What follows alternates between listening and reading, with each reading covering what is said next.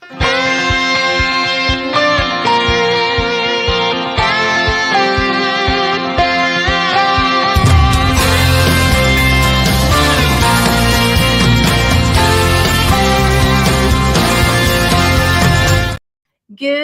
morning. It is Zena Krogadal, your American Dream Makers host. I am so glad that you are joining us this morning. And if you are watching this live, please go ahead and share this episode out. This is going to be a really fun and informative interview with Cami Baker. She is an amazing woman doing so many amazing things. Before I get to Cami, I do want to let you know that we'd love to see your comments. So make sure you give StreamYard permission. So go to streamyard.com/Facebook and give StreamYard permission so that we can see who's commenting. And please don't be shy about asking questions while we are on here. We love to have interaction. And again, be sure to share this out. And I do believe that the American dream belongs to all of us. Not only can you achieve it, but you can go beyond. And Cami Baker is definitely an American dream maker. Cami Baker is an HGTV House Hunter veteran, author of Real Estate is Hot, Fundraising is Not, and the creator of Nation's First Certification and CE accredited for charitable gifting of real estate, the $9 billion a year way to fund nonprofits and put money in the pocket of the professionals who bring this awareness to their communities. Cami has been an entrepreneur since the age of 8 when she sold gum to the other kids at 500% markup, then loaned shark money while holding collateral. She has always had a keen eye for seeing how to serve a population that needs serving, and the real estate world and nonprofit organizations are now benefiting from her vision. Social responsibility isn't just the right thing to do in today's economy. Customers, clients, and consumers have spoken. 87% of them will choose the company, product, and service providers that are taking bold action to be the solution. And what the real agents of change, the RAOC, are doing is the biggest social responsibility campaign ever, in that you don't need to pick 1 or 3 charities to help. You can help them all and be handsomely rewarded for your efforts. So without further ado, I want to bring Cami on so we can get started. Hello, Cami. Hello. Thank you for having me on. Boy, that was quite a mouthful. You got right through it. Thank you for having me and the Real Agents of Change on your show. Oh, we're so excited to have you because I know you are an extremely busy gal and traveling around in your RV, and we definitely want to hear more about what that is all about. But Cami, why don't you just tell us about who you are and what you are doing? Well, it's kind of hard to even know where to start. I can tell you that I've got a lot of experience in real estate, a lot of cold calling and door knocking. I was taught by the Mike Ferry agency, 15 years ago, how to call expireds and for sale by owners and body language and NLP and all that stuff. And while I was a real estate agent, I did some fundraising, and it was that combination of real estate experience and fundraising experience and knowing what everybody's going through out in the marketplace to find listings and find funding that had me see charitable gifting of real estate, I guess, differently than anybody has in 100 years.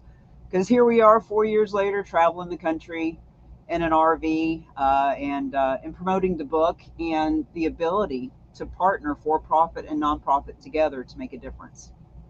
So you do this throughout the entire nation? You travel all across the states? I do. It's a US based tax code. So sometimes people will ask, well, what about my state? And what about here or there? But 1917, US government said, hey, if you'll give to these 501c3 things, these 508 churches, you get a tax deduction. And when it's appreciated assets as opposed to cash, it's a much bigger tax deduction. So it's a US based thing. And travel all over the country, specifically in Florida right now. I'm from Florida. I was born in Key West. I'm an actual conch, as they call the handful of people that were born in Key West.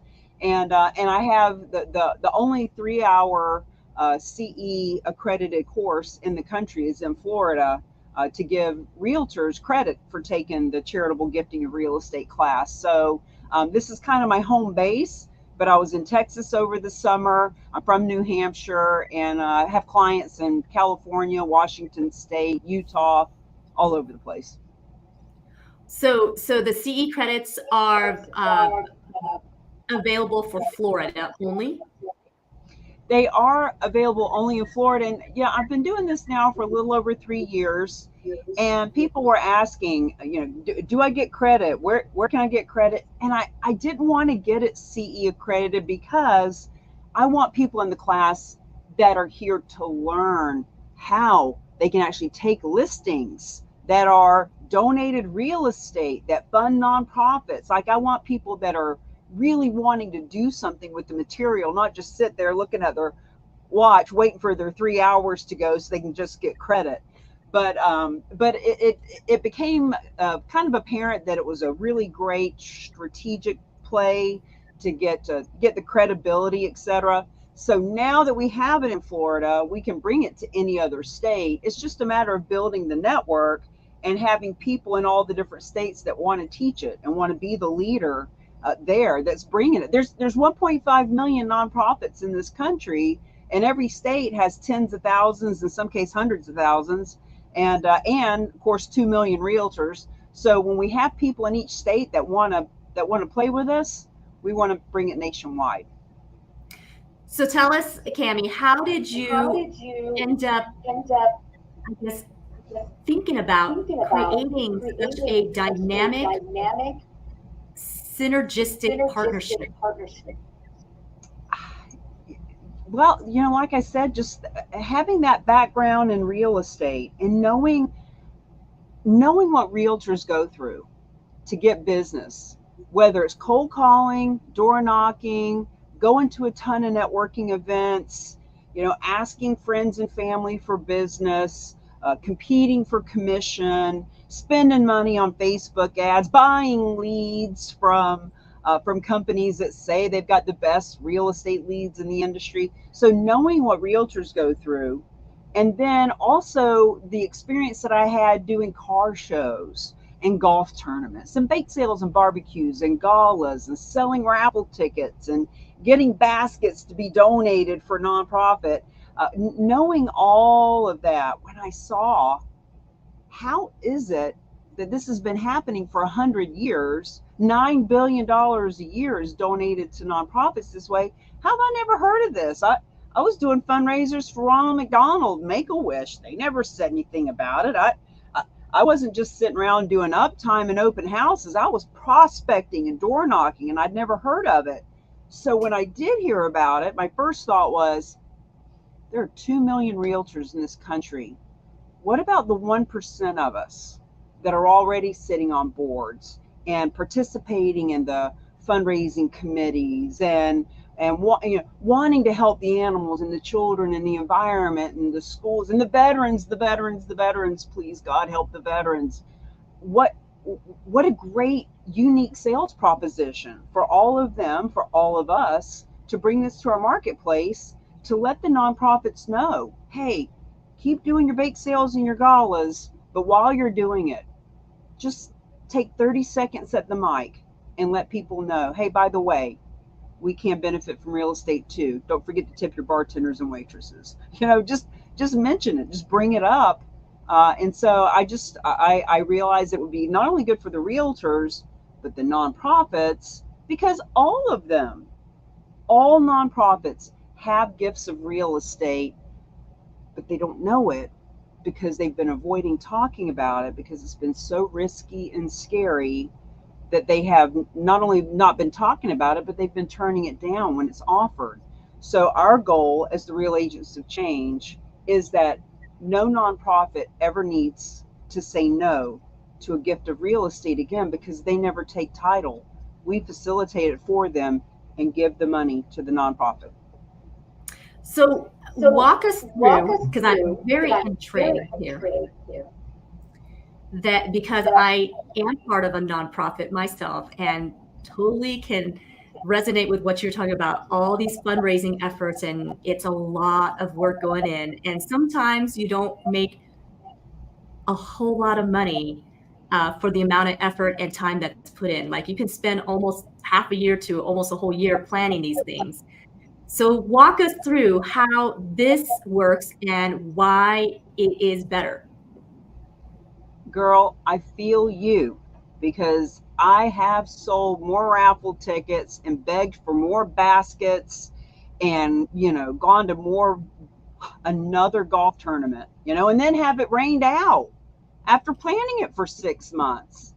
So this is really quite, so there was a gentleman last year, and he's top of mind because I just got off the phone with him today, a doctor in St. Paul, Minnesota, bought a building at auction, and he paid $700,000 for this building. And his first thought was, me and my partners are going to create something for homelessness.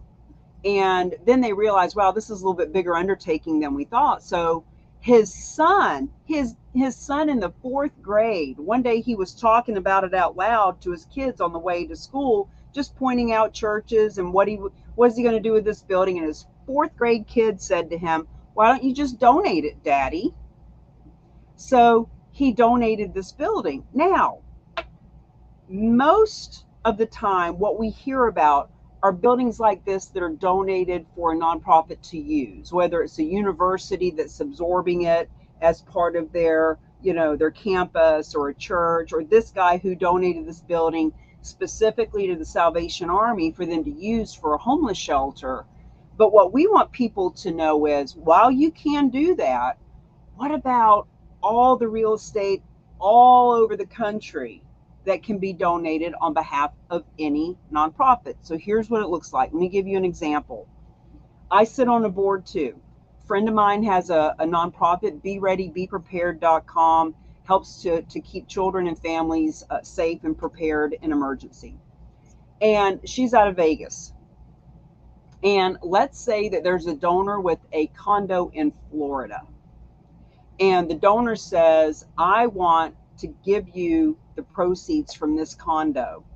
Well, there's 3 ways that can happen. Number 1, the donor could sell it themselves, just sell it with a realtor for sale by owner, whatever, sell the property, pay the taxes, and give part of the proceeds to the nonprofit. And this is what comes up the most. And the reason this is the worst, laziest, most outdated way to do it is because the government's going to get capital gains. They're going to get recapture tax. The donor is going to get the least amount of tax advantages, meaning they're going to give more money to the government from their adjusted gross income taxes. And ultimately, the nonprofit is going to get the least amount of money. Now, the second way is if that donor were to give it directly to the nonprofit whose board I sit on. And look, I wrote the book on the topic, and our board has owners of real estate companies and presidents of boards of associations of realtors. And even with all that expertise, I would never suggest that nonprofit take title, because it's expensive and it's time consuming, and it takes us out of our wheelhouse of what that nonprofit was created to do. So here's what we know to be a fact. 99.9% of nonprofits can't, won't, shouldn't take real estate, because you do hear the horror stories of the property that was contaminated, or what if we take it and it doesn't sell, or what if. They just won't. They won't do it. So the third way is what we teach. And we have a corral, if you will, of experts. We have experts that take the real estate on behalf of the nonprofit. The trick is, the expert is a 501c3, which is what gives the donor the tax incentive that they want. So when the donor donates to this specialized nonprofit, as we call them, they get their tax advantages. They don't have to donate the full amount. They can pull cash out. The property doesn't have to be free and clear. It can have a mortgage on it. And once they have donated it, then the specialized nonprofit lists it with a realtor, just like you, full commission, no discount because it's nonprofit, full commission. And when the property sells, they recoup any of their expenses, and 90 to 98% of the proceeds goes to the nonprofit that the donor designated. So they get 90 or more percent of an average of $600,000 as opposed to nothing, or spending 6 months selling $50 raffle tickets. Wow. That's a pretty significant amount. So then there's, like you said, there was 1.5 million nonprofits in the United States. Is that correct? There's 168,000 here in Florida on average. When you average out the 3,000 plus counties in this country, there's an average of 500 nonprofits per county. But that's, places like Wyoming too, that have big miles and miles with nobody there. But in Florida, it's an average of 2,400 per county. I'm in Orlando right now. There's 11,000 nonprofits in Orange County. So all these nonprofits who think about Orlando, Give Kids the World is a nonprofit here. They have kids that come from all over the world. And some of those parents and grandparents and friends and family from anywhere in the world can donate real estate that can be liquidated. Give Kids the World doesn't even have to know the address. That's how far removed they are from the risk and responsibility. All they have to do, and just 2 weeks ago, we created what we call the second button. So every nonprofit, all 1.5 million of them, have a button on their website. I'll bet all your veteran groups do too. The button says donate. Donate here. Donate now. And you put in your credit card, and 2 days later they get the cash. What we've created is the second button, donate real estate. So that when people are going to that website, and they're going there with the intention of giving $50, and that's great, but then they see another button. What's that?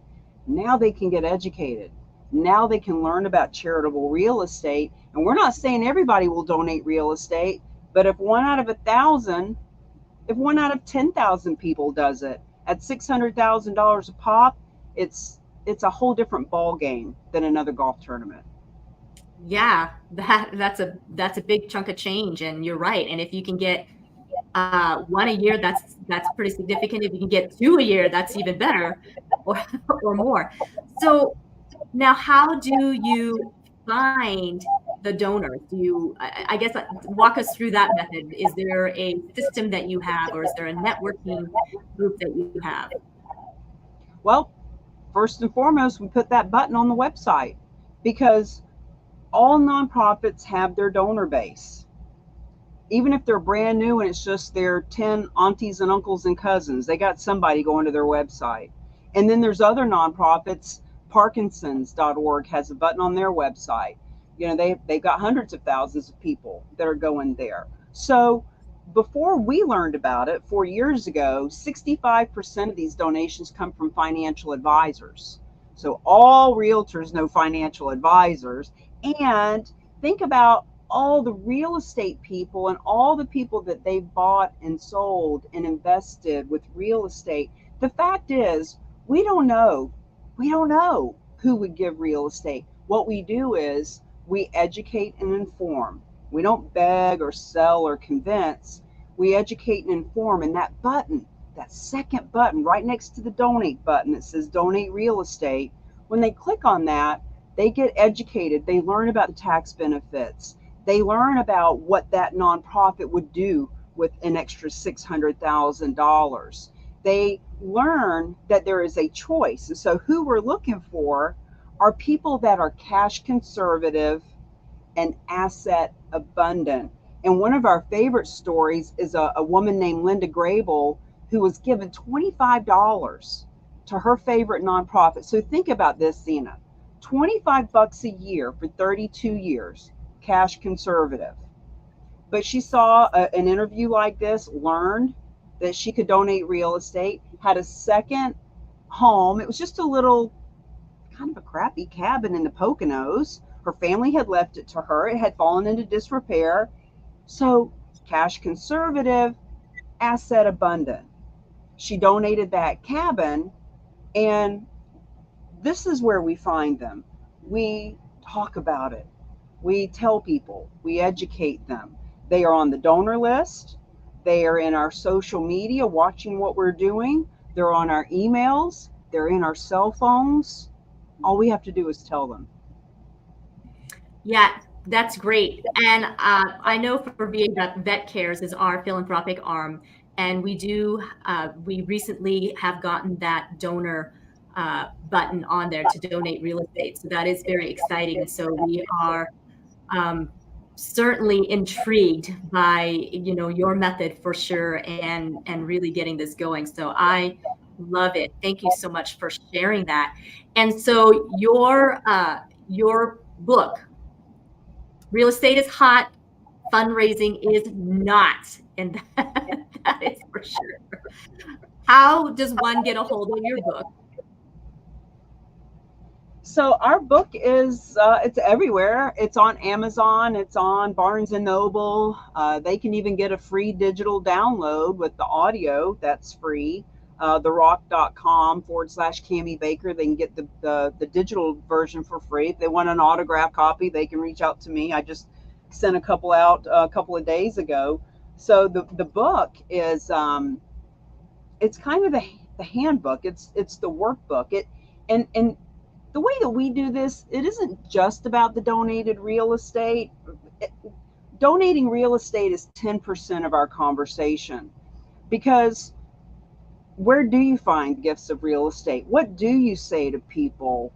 How do you get that button on that nonprofit's website, or that real estate company's website, or that CPA or wealth manager's website? In other words, charitable real estate is the tool, but the real agents of change is the blueprint of how you use the tool, and I'm the architect of the blueprint. So we like to say, you can go to Home Depot and you can buy a tool and try to figure it out yourself, but having a blueprint makes it a little bit easier. And if you could actually have a conversation with the architect of the blueprint to explain the tool, well, some people want to have that leg up and be able to do it faster and better from the get-go. So that's what the book is about. It's the blueprint. And then we have the master class, we have CE courses, that CE course, and now we have the button. We are so excited about this button, Zena, because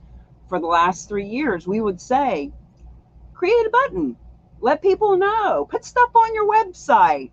And we know that people have a hard time with that because this language is different. You can't say to AI, how do you donate real estate that is risk-free and no money out of pocket for a nonprofit that pays a realtor a full commission? It doesn't understand it yet. It will. The more we talk about it, the more it can. But we're the ones that are having that conversation. Frankly, we're the only ones. Wow, that's awesome that you are the only ones and out there on a mission. So you travel around in your RV spreading the word. So tell us what that's like, and all the adventures that you've been on. I love the conversation of the RV. Just about every time I say it anywhere I am, it lights people up. Oh my God, I want to do that. Oh wow, that's my dream. And it was my dream for several years. And during the pandemic, I saw a woman, a friend of mine, talking about driving her RV. She was traveling by herself. And I thought, what am I waiting for? Why, I'm just going to get one. So I did. And come January, I'll have been on the road for 3 years straight, full time in the RV. And I had to learn it all. I didn't even know how to empty out the poop thing, but I figured it out pretty quick. And I just love it. It's freedom at its best. Every 2 or 3 weeks, I go to a different location. I carry my motorcycle on the back, and it goes up on a ramp and goes up on a motorcycle hauler, and I get where I'm going. And I actually have I jack up the front. Somebody taught me this. My first rig didn't have this, but I upgraded after a year, and I pull up my new rig in my RV park, and one of my neighbors is helping me to move the ramp from the first rig to the second one. And he said, does this new rig have hydraulic jacks or hydraulic levelers? I said, yeah. He said, you know, if you jack up the front of the rig, the back will go down and it'll be easier to get that motorcycle on. And I'll be damn, he's right. So I can get that motorcycle on and off by myself. And I like that. I like the independence of it, and just parking the rig, taking the bike off and hitting the road and enjoying the Florida sun. My goal is to never live anywhere that I have to wear anything other than flip-flops ever again. So that's fabulous. Do you just go wherever the sun and the warmth is, huh?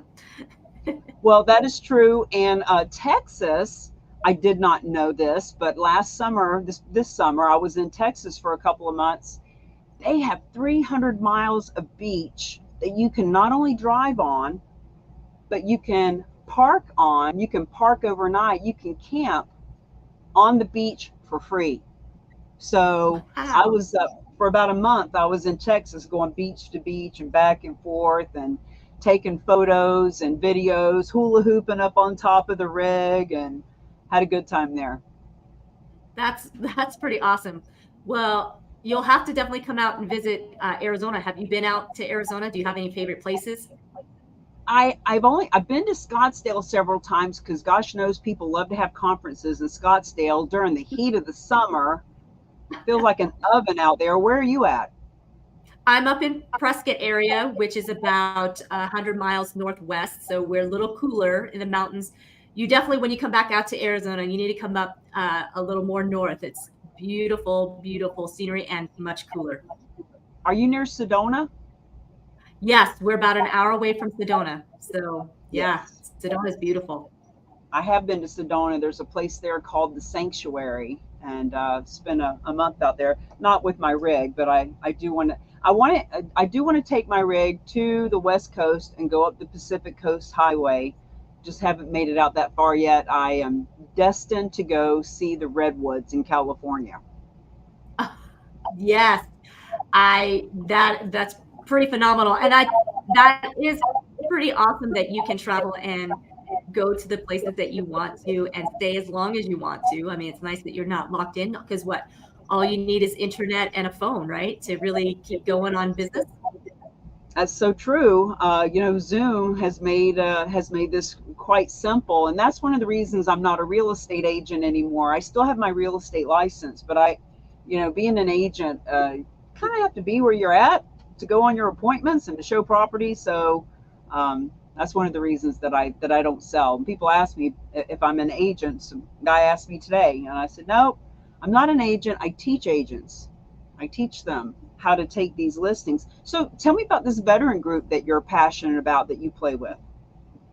So it's called VA Rep, the Veterans Association of Real Estate Professionals, and it is as I indicated, it's a nonprofit veteran service organization, and we are the only VSO that actually advocates for our veterans via the VA loan home guarantee program. So veterans get 5 benefits.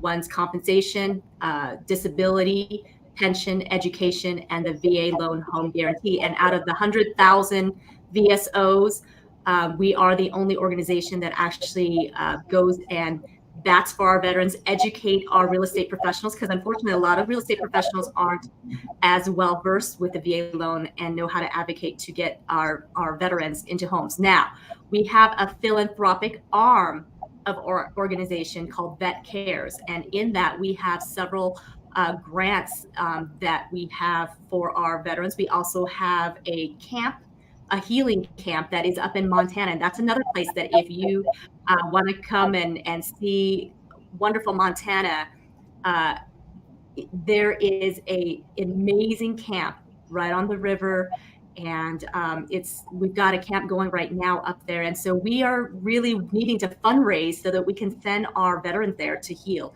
So we are absolutely all about the veterans. Been around since 2011, so it's pretty phenomenal, but it takes a lot to keep the programs going, as Well, you know.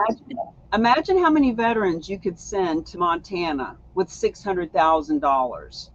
And Oh, you know, these gifts of real estate, when the veterans themselves know that a gift of real estate can help their brothers and sisters, and they click share and they let people know, you know, like this video right now, the veterans that are and the agents that are part of your organization, if they were to share this out to the world, if just one gift of real estate came in, then you wouldn't have to do 70% of the time of fundraising. I mean, you know, look, we do the golf tournaments and the car shows because they're fun. I know a guy here in Florida that does something for the Purple Heart families. Does something with guitars, and he provides guitars because he believes that music will heal the heart. Right? Everybody's got their thing, and he's putting together a retreat center here, and all these different veteran groups that we play with. It's just a matter of everybody just telling others, hey, listen, we can benefit from gifts of real estate too.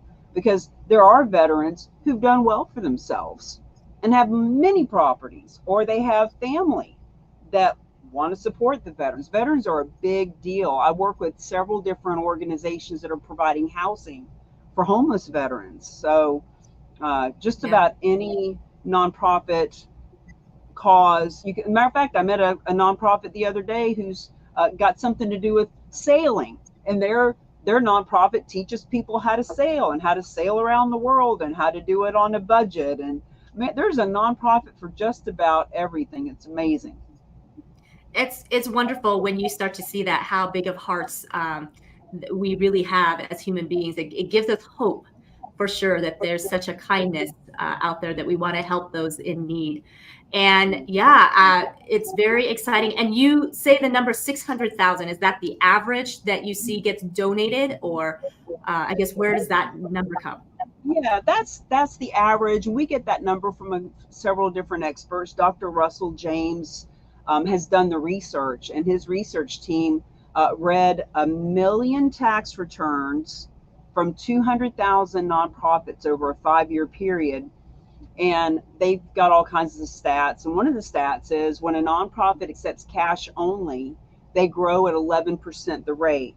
But when they accept non-cash assets, in our case, real estate, and not accept it, meaning take title and risk and responsibility, but get the proceeds from it, they can grow at 66% the rate. So some people donate a $5,000 vacant lot that they bought 20 years ago and never ended up building on it. Or this doctor that I mentioned earlier, the reason I brought him up, he was just telling me this morning, he said he and his partner paid $700,000 for this building in St. Paul. They had it appraised $4 million. So when you donate real estate, you write off the appraised value as the basis for the tax deduction. So when he and his partner were able to write off $4 million for a property they paid $700,000 for, their tax benefits were more than what they paid for it. So when people say, I don't know anybody that would donate real estate, people really donate real estate. Why would somebody donate real estate instead of selling it and putting the money in their pocket? The fact is, we don't know everybody's tax consequences. Imagine all the people who buy tax liens and tax deeds. $100,000 property, praises at 100,000. You bought it for 5,000 and back taxes. You paid 5,000. You donate it.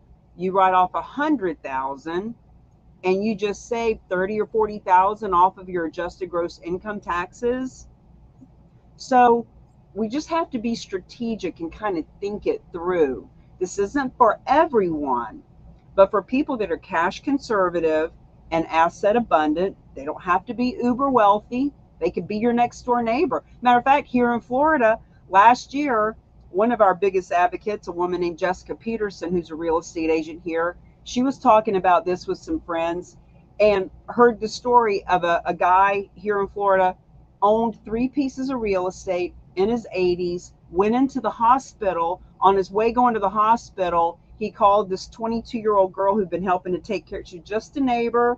She was just friendly, came by, read to him, was friendly with him, signed over all 3 of his properties because he said, look, I'm going in the hospital. I don't know if I'm going to make it out alive. I'd rather you have it than the state just take it in probate. So there are people like that everywhere that have property, and they're in their 70s and 80s, and you can't take it with you through the pearly gates. It's going to get liquidated one way or another, and the kids don't want it. The kids don't want a hospital in Miami. They don't want the car dealership in Detroit. They don't want the 3-family in Boston. They don't want the ranch in Texas. They just want some money. So we teach the property owner, look, pull out $100,000 in cash, buy life insurance policies for little Billy and little Alice. They're happy. Now you can get your tax write-off, give more money to the Boys and Girls Club, and everybody's happy. Wow. Wow. That's great.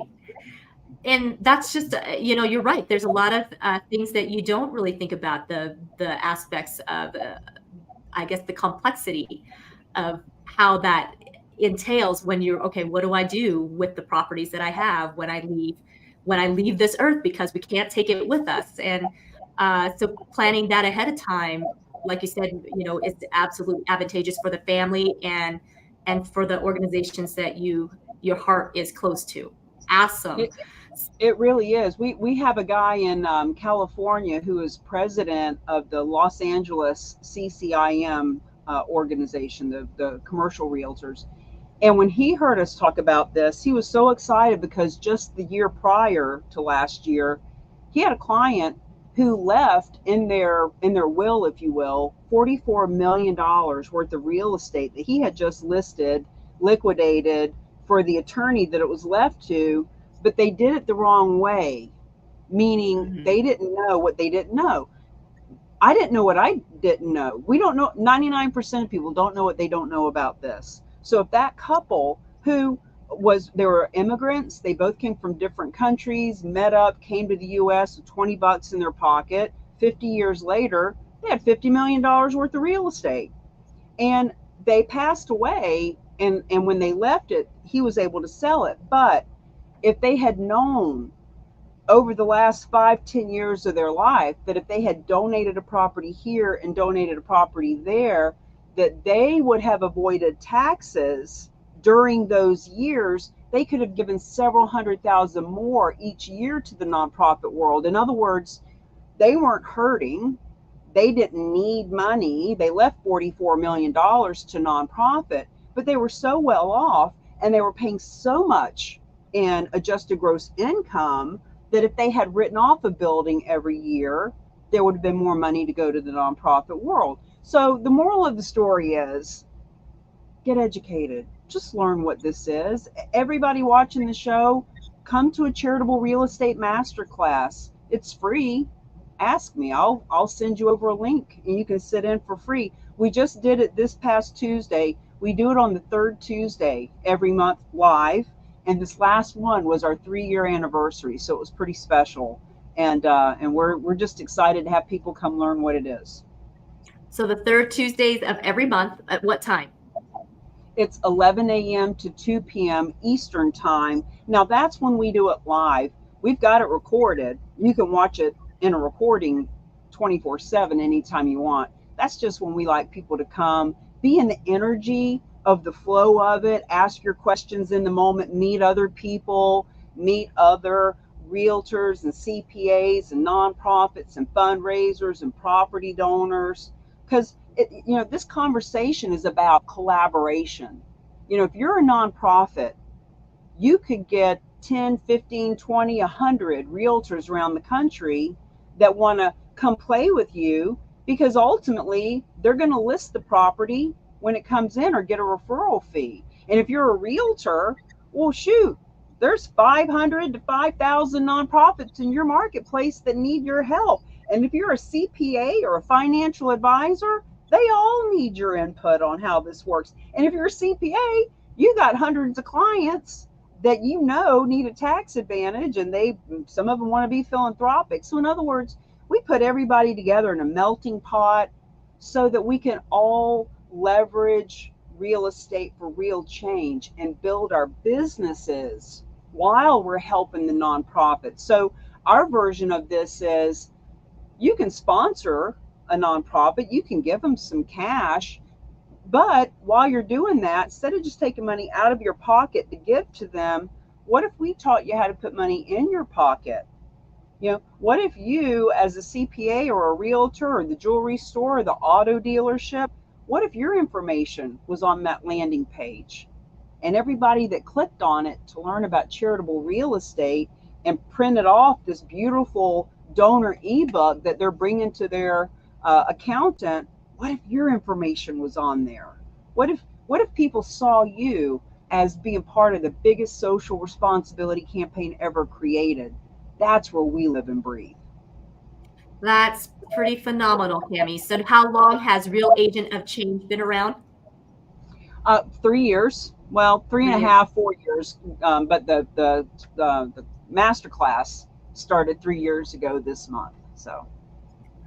Wow, awesome. And so obviously you've had a passion for this for quite some time before the 3 years. So this was not just something that just happened at the 3 year mark. I can tell that you have gained a lot of knowledge over the years.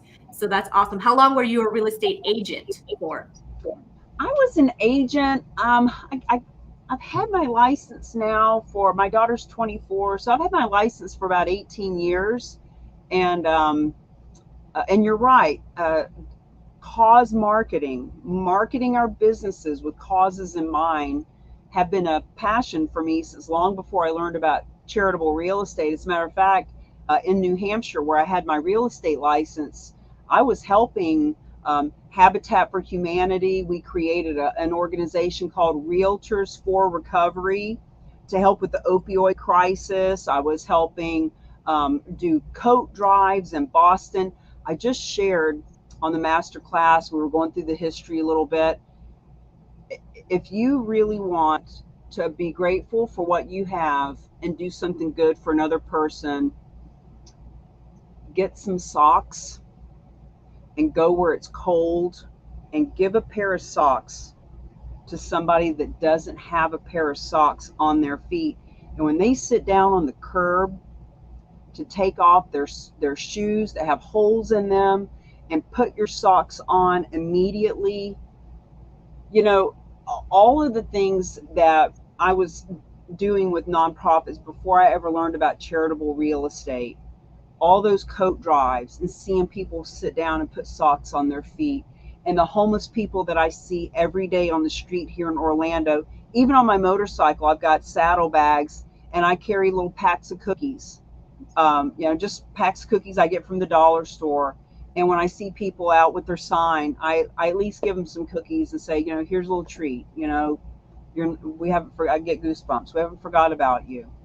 There's so much that we can do for people. But Dr. Russell James, who wrote the foreword for our book, God bless him, he will tell you transformational change does not come from pocket change. It doesn't come from a $50 donation. It comes from major gifts of assets. And the biggest major gift of asset that has ever been and ever will be is real estate. 43% of our wealth as a nation is held in real estate. Why wouldn't a nonprofit put an extra button on their website that says donate real estate? Why wouldn't they?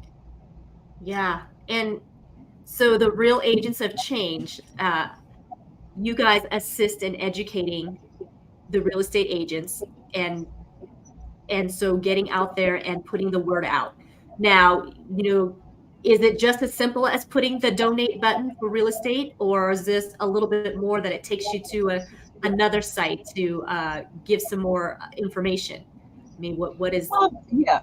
Well, thank you for asking. I mean, look, putting a donate button on your website as a nonprofit is not going to do anything if nobody goes to your website. Even though you have a credit card processing company and even though you have a donate button, doesn't mean you're going to get any donations. You still got to drive people to that website. But when they do click on the donate real estate button, as a matter of fact, we have a nonprofit that we done a beautiful job. The one that I'm sit on the board for, Be Prepared, Be Ready, Be Prepared.org. Anyway, when you click on the button, it takes you to a landing page, and it shares with you all about how gifts of real estate came about, and what are the tax advantages, and what is the 3-step process. And then from that page, they could either click a button that's a property evaluation form. Maybe they say, I do have that strip mall in Arkansas, and kids don't want that. I do need a tax deduction. Let me see if this thing qualifies. So they can click on that button. Or it might be somebody that says, I've never heard of this. I don't have a clue what this is about. So they put in their name and email and get the donor ebook. So the donor ebook has got way more details. It talks about who the real agents of change are, and how the government put the tax deduction in place in 1917, and just a lot more details, because this is all about education and information. So putting the button on the site is it's been the missing link. It's been the thing, the tangible. Well, what do you do? Well, let's start with putting the button and the landing page and the ebook, and then let's talk about putting it out on social media. And when you're at church, put it up on the screen. When the church has on the screen, donate at PayPal, go to our GoFundMe account, send your check to this address. They can also put, and by the way, we benefit from real estate. Just I was going to ask that. How are churches on board? With not this? only are churches on board, Dan Klatt, Klatt, is the Church Guy Network. And this man, for 30 years, all he has done is help churches buy and sell. That's all he does. He is the Church Guy Network. They have 49,000 churches on their email list. He's one of the real agents of change. We're getting ready to roll out a huge campaign for those churches to know, hey, look, it's one thing to know that this exists. It's one thing to see this interview and say, well, that's nice for somebody else.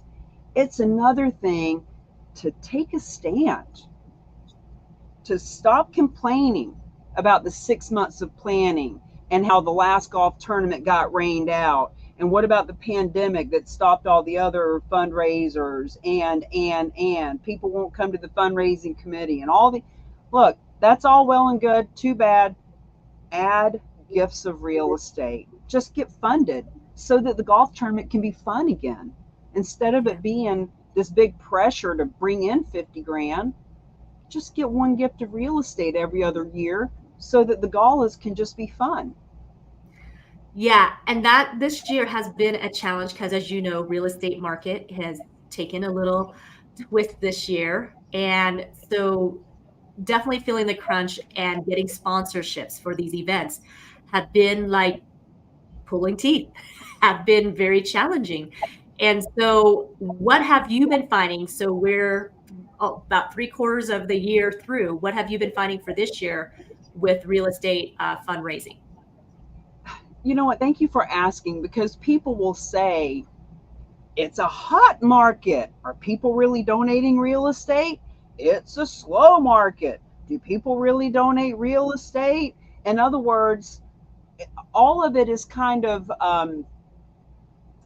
in the book, we talk about real estate is hot, fundraising is not. And that doesn't mean this year or that state or this market. It means always. Because here's the thing, every day somebody's turning 70, 75, 80 years old. Every day somebody finds out that they have cancer.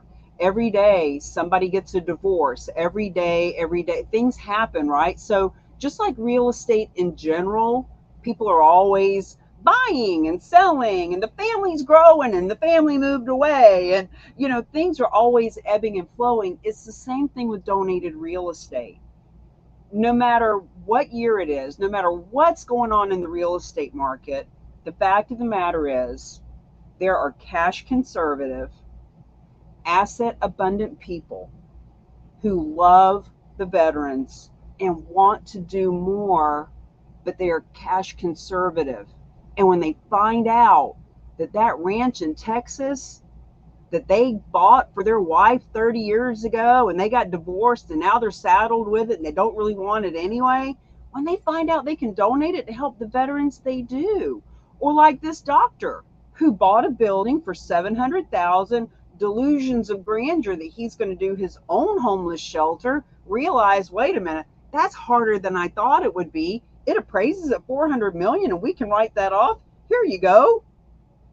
So it's all relative, and it's always a good time to donate real estate. There was a hotel just at the end of last year in Naples, Florida for $5 million that was done.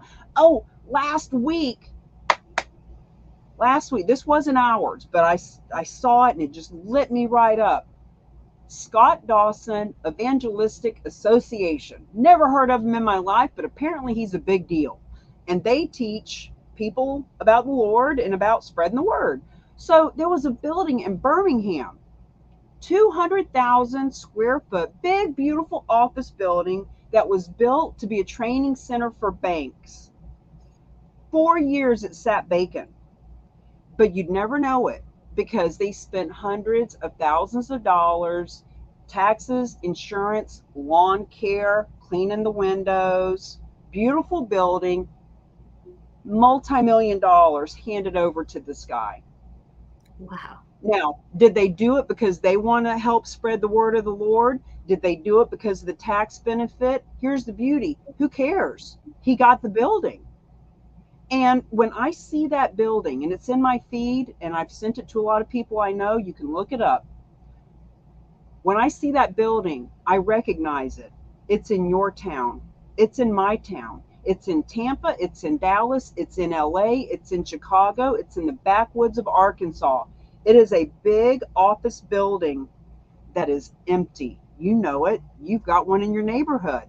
And the point is, because of the pandemic and because of so many people not going back to the office, and because so many banks are starting to acquire buildings that are being foreclosed on, or developers like this one, he didn't let it go back to the bank, but he was bleeding tens of thousands a month, keeping the damn thing up. So there's never been a better time than now to let people know about it, whether they want to get it off their books or whether they want to do the right thing. Just tell them, just let them know. Put a button on your site. Oh, that's awesome.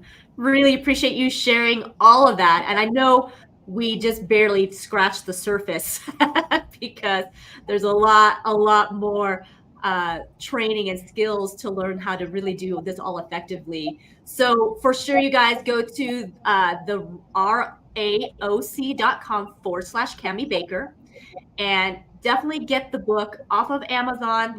I know so many people in our community here in Prescott that really are a part of many nonprofit organizations. And so this certainly would benefit them to know and have this information. So I will definitely share this out among my friends for sure. So before we leave, though, I'd love to hear a little bit about, you were also on HGTV House Hunter for a couple of episodes. Tell us what that was like. Oh, House Hunters was fun. The first show I did for them was called My House is Worth What? And I actually sent in an audition tape. This was 15 years ago when I had to take a camcorder. I had one of my clients at her house that was listed do an audition tape of me and take the thing and put it in an envelope and mail it to HGTV. And out of 6,000 realtors in New Hampshire, I was chosen to do this show.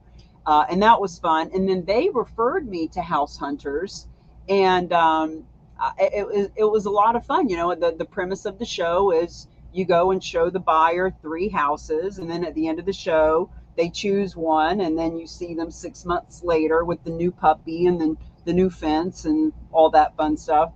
And it was great. It was a lot of fun. And the woman that I did the show with, from the time that we did the show, about a year later, I saw her at Walmart and I barely recognized her because she dropped like 30 pounds. She said she saw herself on TV. She said, I was so fat in that show, I had to lose weight. I didn't even recognize her. But it was great. We had our microphones on, and for 4 days, you get to know people really well because you spend a whole day shooting one house just to get those 15 1-minute takes. They take all day to do it. Pulling up. At the time, I had a 64 and a half Mustang convertible, really cool car, and they filmed me pulling up to the houses and just all that stuff. So every day was a different car or a different house, and then on the fourth day, we were at the office, and they show them walking into the real estate office and sitting down and pretending to sign the paperwork, and you get to know everybody really well. And we had our microphones on the whole time, and the sound guy was way off, like several hundred feet away, but he could hear us talk. And so me and the wife, we would flirt with him and just give him a hard time. We could see him off in the distance. So it's a lot of fun to do something like that, and then to see the results of it afterwards. And my mother, she's passed away now, but she loved House Hunters. Anytime you went to her house, she had on HGTV. And back then, House Hunters was on 80% of the time on that channel. And when it came out, she told all of her friends her daughter was on HGTV, and she was so proud. And she called me and say, "You're on HGTV again." And about 3 months later, they rerun it over and over. And about 3 months later, she goes, "Yeah, I saw you on TV again today." The excitement wore off a little, huh? Yeah, yeah, the novelty wears off, but it was great. It's great for PR. Even now, here we are. That show actually came out. I'm going to date myself now, but it came out in 2009. But still, it's a feather in the cap, and just honored to have done it. And that led to other TV shows. I did a show in New England with Century 21 called the Real Estate Roadshow. Ended up doing another public TV show called Happiness Jungle for a couple of years after that. So it's all good. Wow. Well, what a life you are living, having so many adventures and so many opportunities.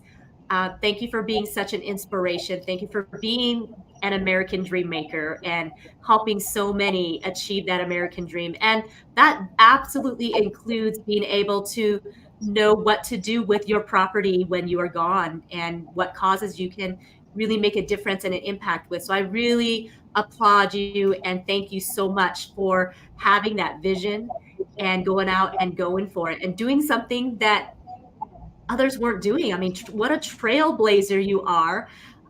So I am so glad that I got to know you here, and I hope that we can continue a relationship because you seem like such a fun gal, and I'd love to definitely keep up with your adventures. So for sure, everybody, make sure you get a hold of Cami Baker and help her get the message out. So definitely share this first and foremost, and then get a hold of her so that she can help you with your nonprofits or anything else you're doing.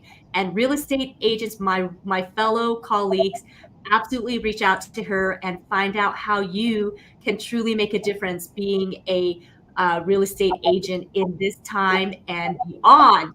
So thank you again, Cami. Really appreciate you so much. You're welcome. I'm going to get your address and send you an autographed copy, and I'd love to do a special presentation for your veteran group. That would be my honor.